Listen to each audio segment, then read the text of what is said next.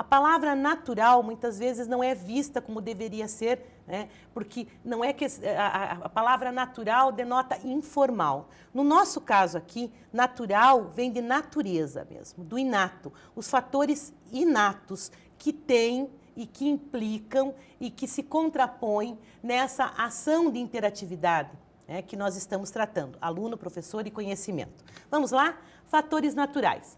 Há fatores considerados naturais, que modificam o jeito de falar, como a idade do indivíduo, né, as razões físicas, psíquicas, neurológicas, biológicas e etc.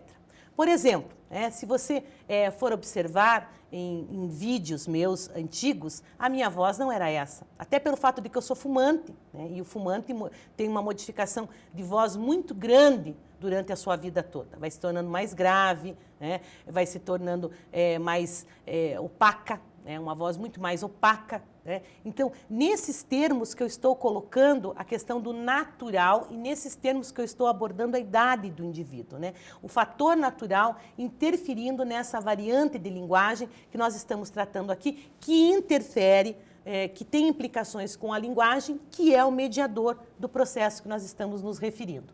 Então, quais os fatores naturais que nós devemos nos preocupar nesse processo interativo? Nós devemos nos preocupar com as razões físicas, né? Lembrando, hoje nós temos, graças a Deus, na nossa sala de aula, inúmeros comprometimentos físicos, né? Crianças com inúmeros comprometimentos físicos que hoje frequentam a nossa sala de aula, no caso do cadeirante, por exemplo, né? Fatores psíquicos, né? Os hiperativos, por exemplo, que nós temos na sala de aula, né?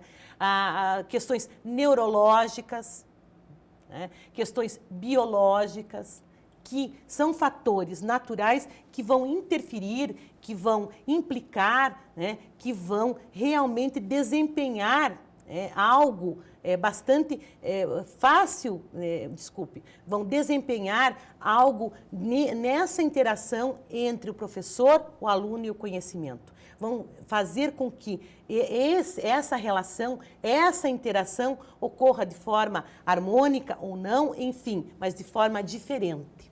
Tá? Isso que eu quero lembrar para vocês, né? Nesse momento, quando eu falo de fatores naturais, eu falo do se preocupar em, né, não querer que o diferente seja igual, né?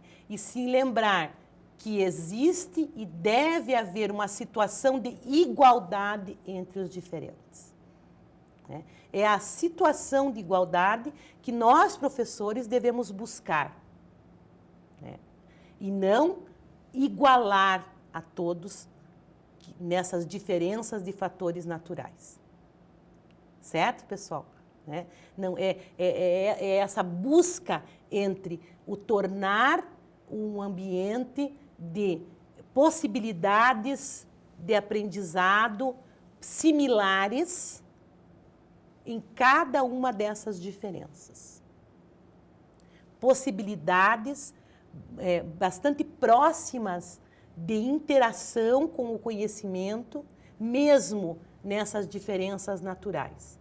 Aquele aluno que tem problemas auditivos, aquele aluno que tem comprometimentos do próprio aparelho fonador, a chamada língua presa, entre aspas, né? O aluno que tem comprometimentos auditivos, o aluno que tem comprometimentos visuais, né? Lembrar que com essas diferenças, a partir dessas diferenças, da detecção dessas diferenças, que você vai buscar que esse processo interativo seja, que a aquisição desse conhecimento seja dado as mesmas possibilidades a todos. As mesmas possibilidades, de formas diferentes. cada um com o seu cada um, né? Brincando aí com um dito popular, né?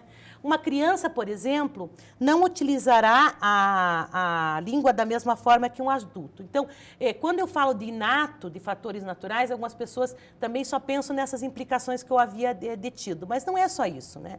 A implicação, o fator etário da idade também vai demonstrar essa variante. Por exemplo, né? A mãe fala, olha o cachorro, a criança responde, au, au, né?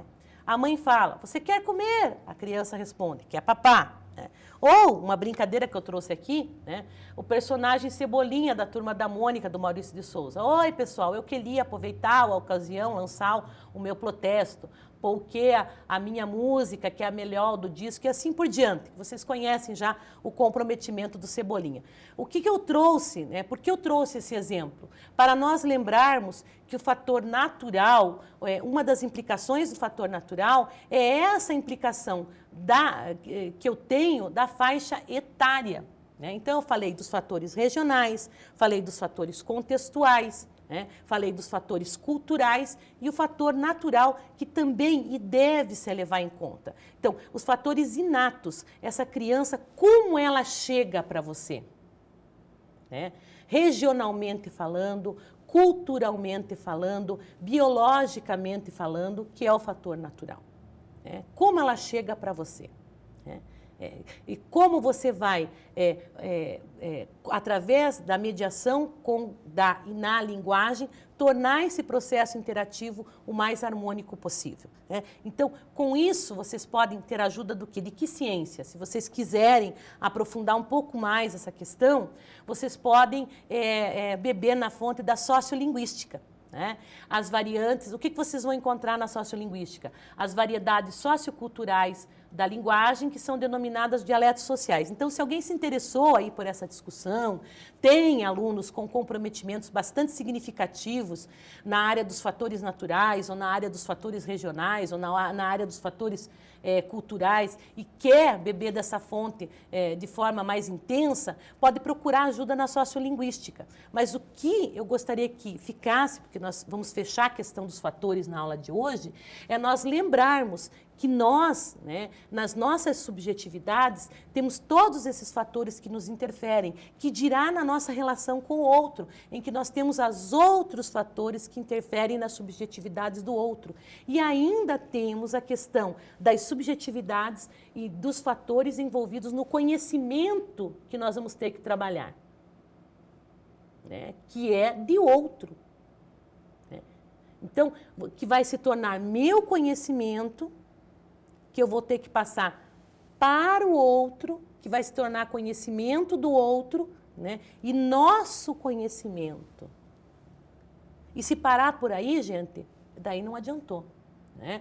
O que seria o ideal? Que esse nosso conhecimento se expandisse, né? E não ficasse apenas na sala de aula, que ele pudesse abrir a porta da sala de aula e dizer, poxa, isso que eu aprendi aqui está aqui. Né? Nossa, essa lei da física que eu aprendi está aqui no meu pai fazendo essa parede, ou usando esse prumo. Né? Poxa, essa lei da química está aqui quando eu uso vinagre na minha salada. Né? Então, é nesse sentido que eu gostaria que nós pensássemos. Né? É nesse sentido que esses fatores devem e vão interferir, por mais que você não queira. Né? A linguagem não é neutra. A linguagem não é neutra e, portanto, não há como esse processo interativo acontecer, né, se você... quer dizer, ele vai acontecer de qualquer forma, esse processo. Desculpe, deixa eu me colocar bem essa situação antes de fechar o bloco. O processo interativo vai acontecer de qualquer forma, mas ele vai acontecer de forma positiva ou negativa, dependendo da maneira que você conhecer e conduzir e mediar esse processo. Até já!